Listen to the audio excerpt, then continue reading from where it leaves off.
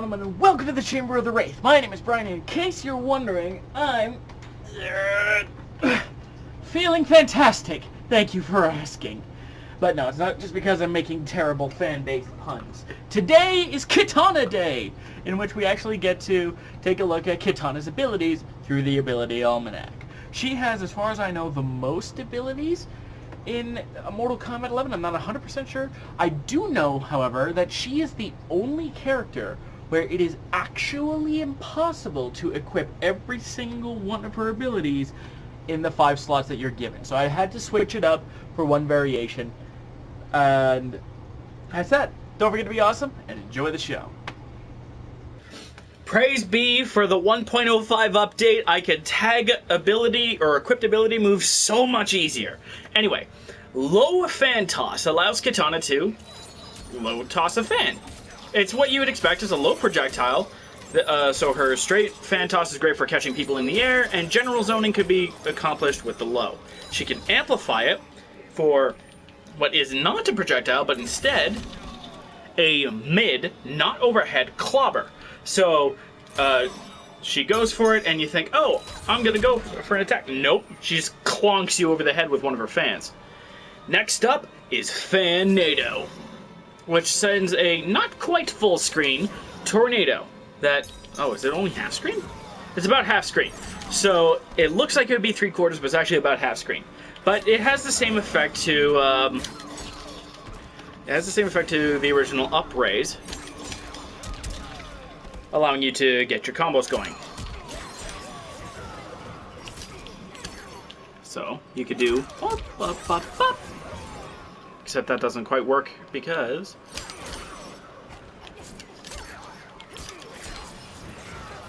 it doesn't look like it actually really combos unless it's in the corner, unlike the other fan race, which is good to know. And then Royal Protection. It kind of looks like her Sharpen from MKX, and it functions somewhat similarly, but it doesn't quite. So let me elaborate on that. She can increase the damage of her fans by 50%, no less. Holy cow. So that means that certain strings are going to hurt like hell. But the caveat is she has to projectile parry, which means she has to stop a projectile in order to get her buff going. But once she gets that going,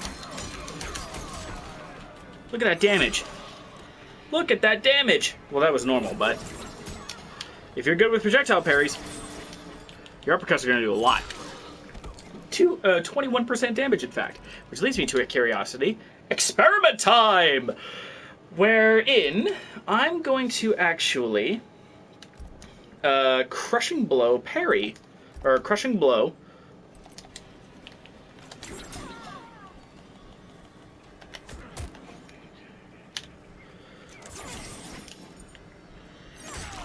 Oh, almost got it.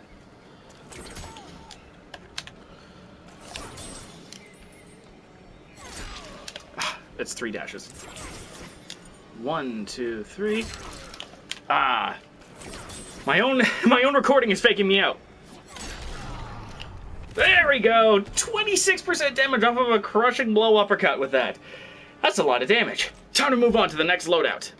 Well, this is going to make some people very angry. Possessed Kitana, as I have made her, incorporates a 2-slot ability and another interesting ability. Replacing upraise and conflicting with the tornado, or with the Fan-nado, is Edenian Razors. She can hold this, not forever, but she can hold this and use it in order to potentially get some combos going. If I was not terrible. Maybe in the corner.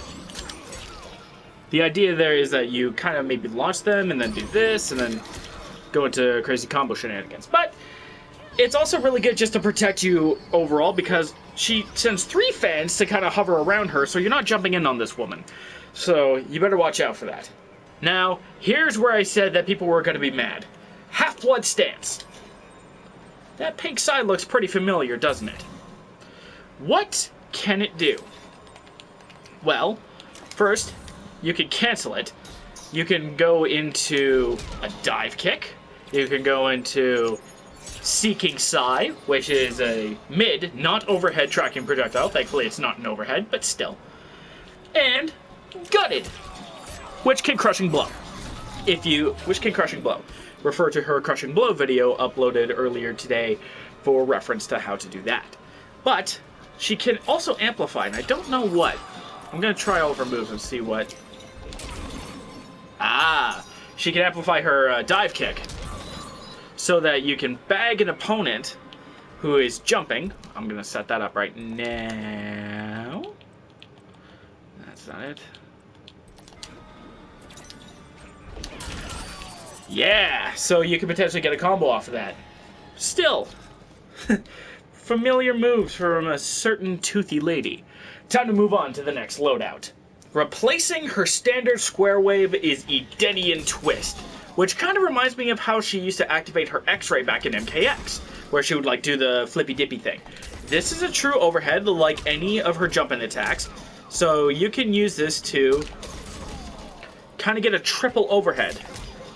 If you do a jumping kick, is probably better. There's no amplify to this, so be wary of that. Edenian Fade allows Kitana to teleport. Allows Kitana to teleport. I do not script these in case you were wondering. And potentially dodge most attacks and retaliate with 3 of her own. First off, we're going to go full screen for this one. Arcing Sigh. As you can see, she throws 3 sighs, Nightwing or Robin style, in order to do an air-to-surface projectile. They're all mids, but you can do this at any point during the fall, from on high or when you've almost touched the ground. And now there's 2 versions of Dark Plunge, which is a diving attack, a sort of party crasher, dive kick type move, which you can also alter the range for depending by doing them at certain points. The far Dark Plunge, as you can imagine, has a lot of range. Going from full screen and doing it right away, I can almost hit Kano from full screen. Albeit not quite, but like if I take a quick step, I have well clipped Kano. And I've even side switched with this greasy bastard. So you gotta be careful though, because they're too close. Far Dark Plunge will not hit the opponent unless you're basically on the ground. You'd be much better at closer range to just stick with the normal. But also try not to be touching him. Just don't touch Kano in general. He looks kind of gross. On to the next loadout!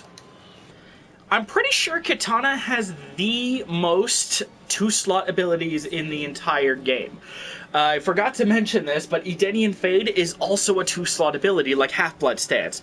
And like Retreating and Advancing Fan Flutter, which allows Kitana some great air mobility, and she can cancel these at any time into any of her aerial attacks. So, any of her jumping attacks, or her classic aerial fan toss.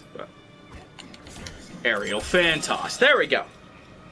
But this also conflicts with her normal standard flutter, which is in another variation that I will show. Normally, you can only perform square wave in the air. That's just how it is. You can perform it off of a short hop, but still. With the ground war ability, you can launch at the opponent from the ground, kind of in a classic fashion. Same classic stomp from the air as the aerial, if you amplify it, and it also shares the exact same crushing blow. If you counter or punish at maximum range, that is going to hurt a lot. Time for the final variation, but not the final variation. Kitana has Upward Fan Toss, which that just looks pretty. It obviously conflicts with the low fan toss, but what this allows Kitana to do is catch an opponent who has been launched airborne, or anybody who's extremely close, in a similar fashion to her normal fan toss.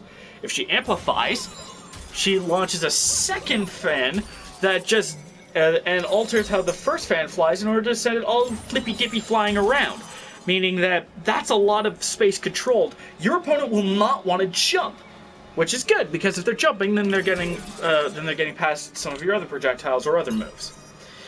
Air Piercing Dagger is an air to surface fan toss from the air. It's pretty self-explanatory, but it's worth noting.